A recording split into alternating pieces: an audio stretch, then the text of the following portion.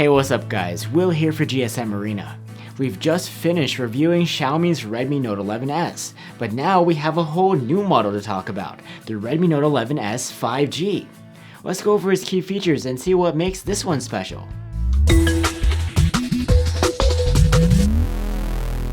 The Redmi Note 11s 5G brings a pretty standard Redmi design, with a curved glass back, familiar looking camera bump, and IP53 rated splash proofing. Compared to the 4G model though, there are a few differences. We have them both in black, but rather than a matte finish, the 5G sparkles in the light. It's also slightly bigger, a bit heftier, and the plastic frame tapers in a little more.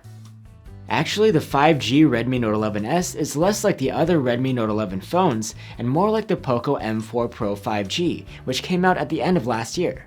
You don't get an AMOLED screen, which most of the other Redmis have, but a 6.6-inch IPS LCD with a Full HD resolution, Gorilla Glass 3 protection, and a 90Hz refresh rate.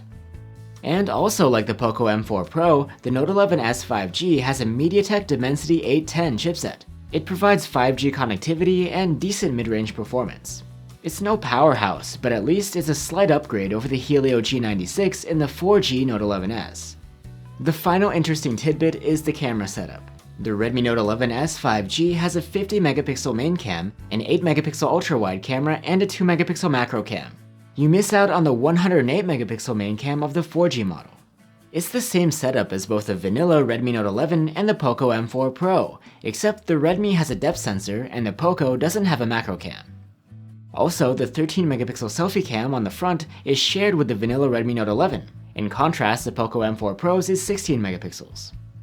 The rest of the package is pretty much the same as what we've seen on all of these devices. You get a 3.5mm headphone jack, as well as a pair of stereo speakers. There's a 5000 mAh battery and expandable storage too. And the interface is Xiaomi's MIUI 13 based on Android 11. Pretty straightforward, and no surprises here.